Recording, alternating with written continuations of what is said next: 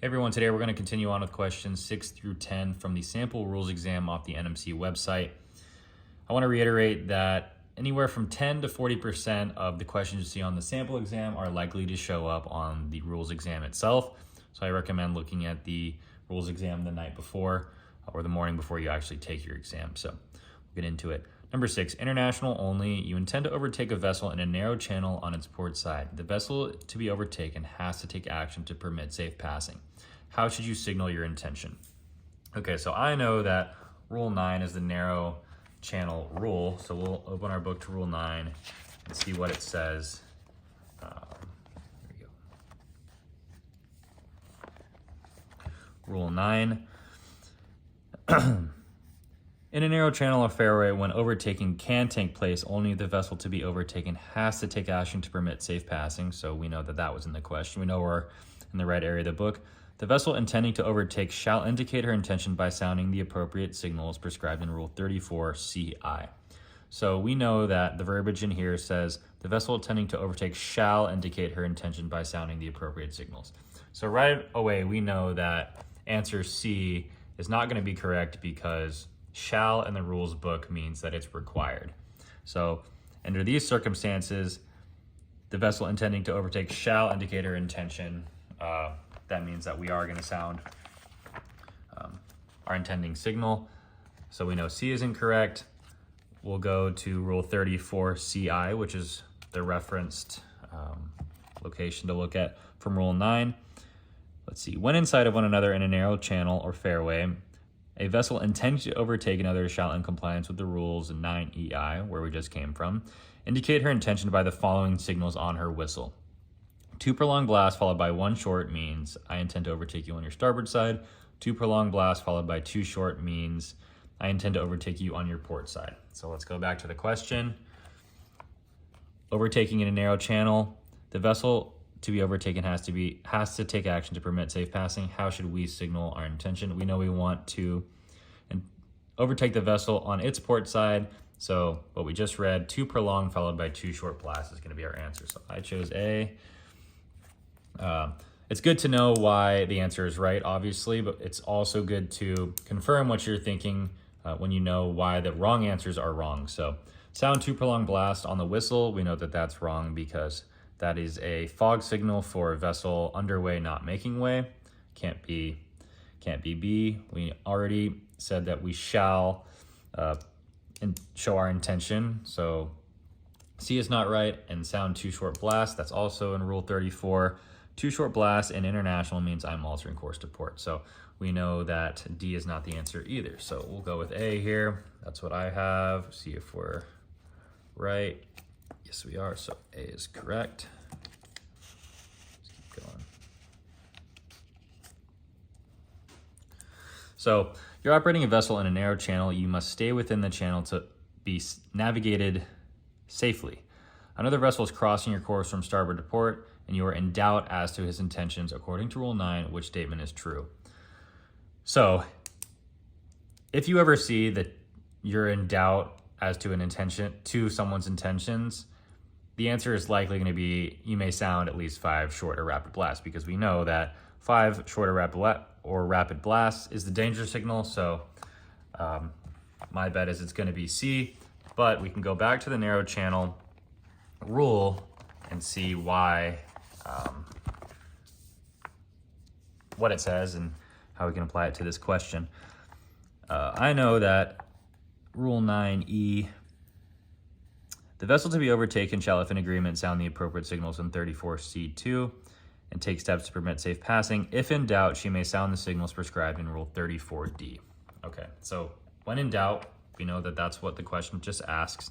We can sound the signal in Rule 34D. So we'll read 34D. When vessels inside of one another are approaching each other, and from any cause either vessel fails to understand the intentions or actions of the other, or is in doubt whether sufficient action is being taken by the other to avoid collision, the vessel in doubt shall immediately indicate such doubt by giving at least 5 short or rapid blasts on the whistle.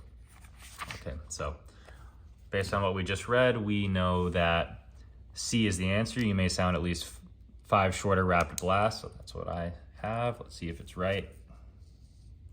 Yep.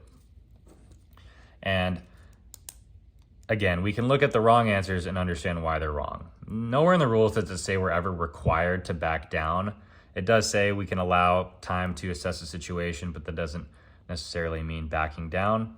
You should sound one short blast to indicate that you are holding course and speed. One short blast in international means we are altering course to starboard, so we know that B is incorrect. And you must sound one prolonged blast and two short blasts. That's incorrect because we know that that's a fog signal. So we'll continue on.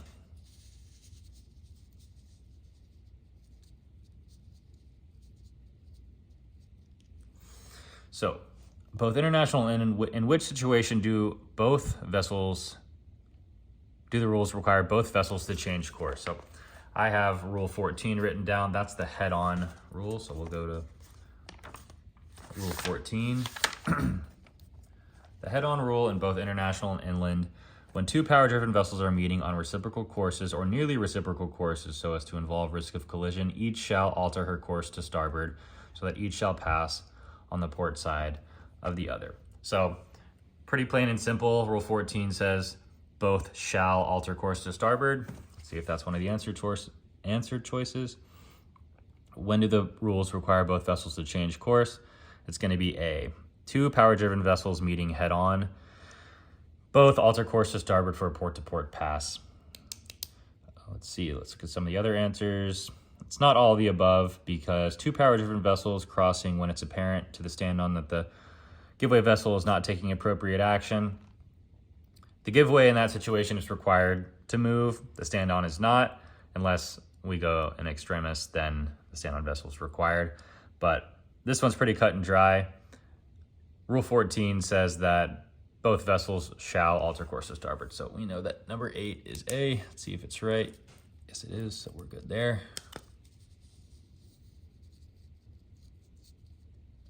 Number 9, when two power-driven vessels are meeting head-on and there is risk of collision, which action is required to be taken?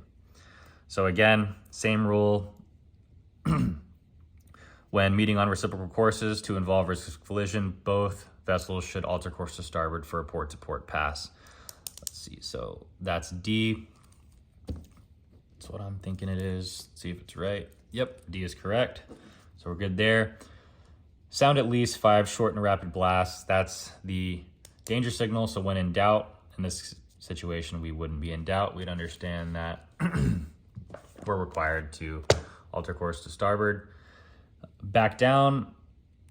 Again, you could back down to give yourself more time to assess the situation, but that's not what's required by the rules. When meeting head on, it's required to alter course to starboard, and both vessels shall stop their engines. That's likely never going to be the answer because unless you're trying to give yourself more time to assess the situation, you may take all the way off, but that reduces your maneuverability. So that's likely never going to be the answer to one of the rules questions. So we're good on number 9. Number 10, both international and vessel A is overtaking vessel B as shown in illustration D017RR. Vessel B should do which of the following? So illustration 17RR is here. Vessel B should do which of the following? This is vessel B here. So it looks like vessel B is being overtaken. So we can go to Rule 17, or excuse me, Rule 13, which is the overtaking rule, and see what that says. A vessel shall be deemed to be overtaking when coming up with another vessel from a direction from more than 22.5 degrees abaft her beam, that in such a position with reference to the vessel she's overtaking, that at night she would be able to see a stern light. So I would venture to say that vessel A could see vessel B's stern light, which means vessel A is overtaking vessel B. And in 13A, any vessel overtaking any other shall keep out of the way of the vessel being overtaken. So we established that vessel A is overtaking vessel B, making vessel A the giveaway vessel, vessel B the stand-on vessel. So we can go to Rule 17, which is action by the stand-on vessel, which is what our question's asking. What should vessel B do? We've established that vessel B is the stand-on vessel. What does the stand-on vessel do? Well, one of two vessels is to keep out of the way of the other where one of two vessels is to keep out of the way, the other shall keep her course and speed. So again, we established vessel way is the give way. Vessel A is supposed to get out of the way of vessel B. When one of two vessels is to keep out of the way of the other, she shall keep her course and speed. So we know that vessel B holds her course and speed. That is B. We'll see if we're right. Number 10 is B, so we're good there. And again, another 5 easy rules questions. As a stand-on, you basically just hold course and speed and do nothing. You don't want to freak out the giveaway vessel or provide any doubt as to what you're doing or what they're doing. So that's questions 6 through 10 of the sample rules exam. Any questions or comments, just leave them down.